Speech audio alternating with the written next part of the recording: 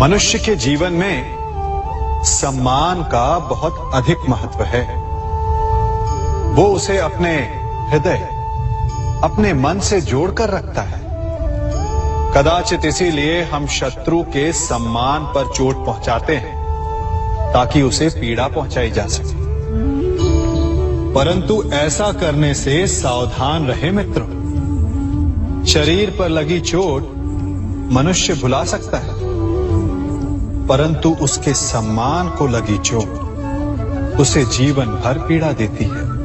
और स्त्री के मान सम्मान पर लगी चोट उसे उस सीमा तक ले जाती है जहां उसे केवल प्रतिशोध दिखाई देता है। यदि अपने शत्रुओं को जीतना है तो प्रेम से जीतिए, अपने कर्मों से जीतिए।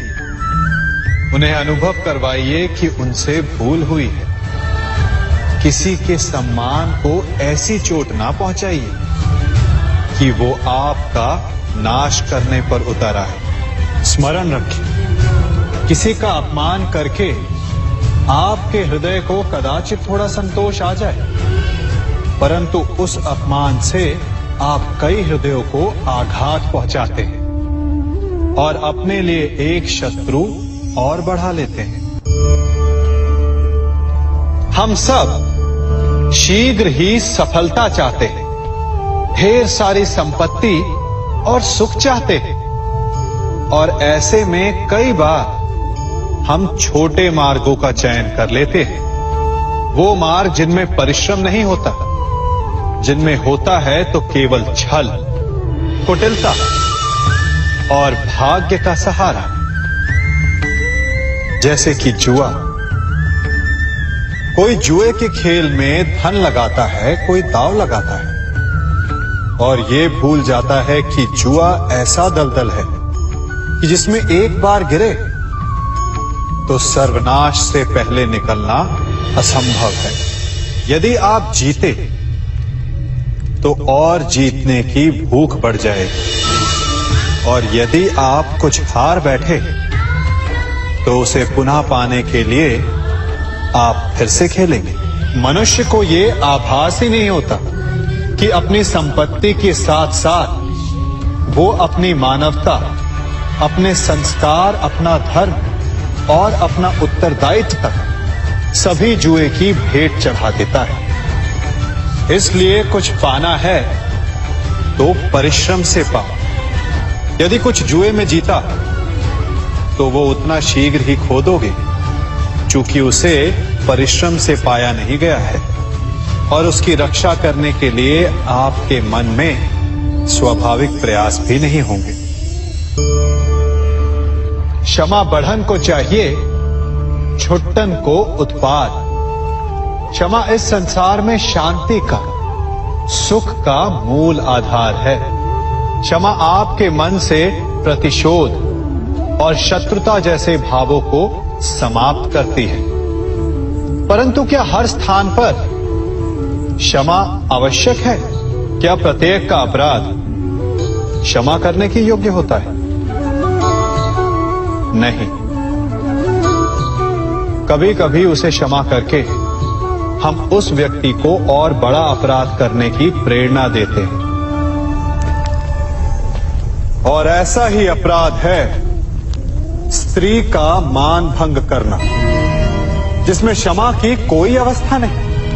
यदि सिंह भूल से गाय के बछड़े का अखेट कर ले तो उसे क्षमा किया जा सकता है, परंतु यदि वो नरभक्षी हो जाए तो उसके केवल दो स्थल होते हैं, या तो पिंजरा या फिर मृत्यु की गोद। कुछ परिस्थितियों में क्षमा के स्थान पर दंड देना आवश्यक होता है, चूंकि ये दंड का भय ही है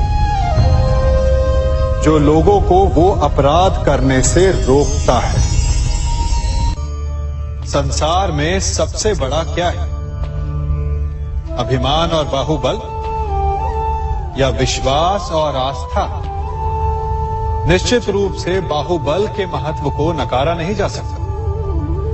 मनुष्य अपने बाहुबल से पर्वत को मैदान बना सकता है, सागर सुखा सकता है, मरुस्थल में नदियां बहा सकता है, परंतु बाहुबल को सहारा होता है विश्वास का। यदि मन में विश्वास ना हो तो बाहुबल किसी काम का नहीं। वो कौन सा बल है कि मोर आकाश की ओर ताकते हैं? वो विश्वास ही तो है जिसके कारण वर्षा होती है और दोनों की प्यास बुझती है। परंतु जब पाप के बाहुबल का सामना धर्म के विश्वास से होता है तो बाहुबल हार जाता है और जीतता है विश्वास। विजय होती है आस्था की। यदि आप सत्य के मार्ग पर चल रहे हैं और आप अपने इष्ट में आस्था रखते हैं तो किसी भी पापी का बल आपका कुछ नहीं बिगाड़ सकता। कभी सोचा है हमारा जीवन भी उस रेत की घड़ी की भांति है?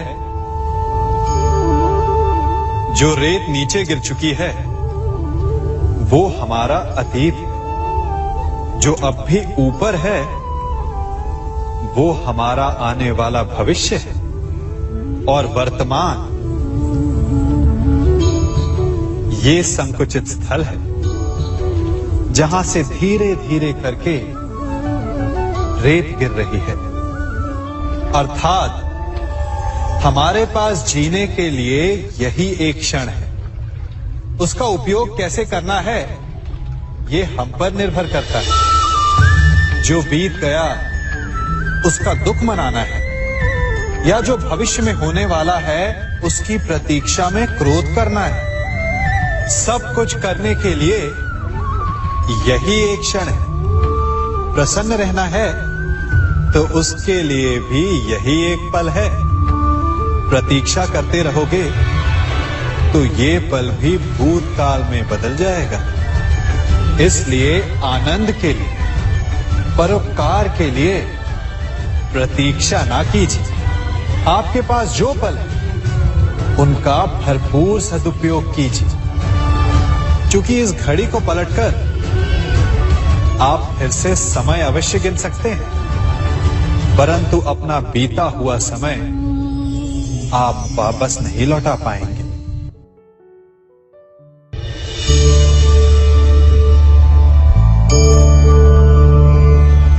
मनुष्य के जीवन में संतान का बहुत महत्व है। उस संतान के लिए वो कितने कष्ट सहता है, उसे पालता है, पोसता है, और यदि यही संतान संताप का कारण बन जाए तो क्या ये उसका दोष है? अधिकतर ये दोष हमारे लालन पालन का होता है। बचपन में बालक के हठ को मानकर हमें आनंद की अनुभूति अवश्य होती है, परंतु धीरे धीरे अपने बालक के हठ को मानकर उसके हठ के दास हो जाते हैं। एक हठी उद्दंड और असंस्कारी संतान उस सूखे वृक्ष के समान होती है कि यदि जिसमें आग लग जाए तो वो सारे वन को भस्म कर डाले।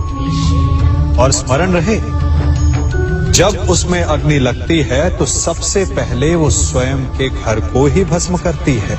इसलिए जब आवश्यकता हो तो अपनी संतान के हठ का विरोध करें, उसे रोके, क्योंकि यदि समय रहते ऐसा ना किया गया तो भविष्य में इस समस्या के परिणाम गंभीर हो सकते हैं।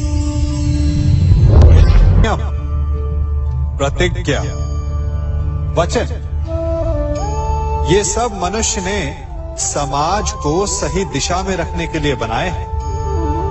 वो मनुष्य ही क्या जिसके जीवन में नियम ना हो, जिनका वो पालन ना करे, परंतु समय के साथ चलने के लिए नियमों को बदलना भी आवश्यक होता है, क्योंकि ये आज का समय ही तो है जो बीत जाने के पश्चात इतिहास बन जाएगा। यदि आवश्यकता पड़ने पर नियम और प्रतिज्ञा भंग ना की जाए, समय की मांग के अनुरूप अपनी प्रतिक्रिया ना बदली जाए, तो इतिहास हमें कभी क्षमा नहीं करेगा। आवश्यकता पड़ने पर आपकी तोड़ी हुई एक प्रतिज्ञा, एक बंधन कभी कभी पूरे मानव इतिहास को बड़े विनाश से बचा सकता है। इसलिए नियम, प्रतिज्ञा, वचन कुछ नहीं, कुछ है तो केवल समय, जिसके अनुरूप चलने वाला ही सफल हो सकता है।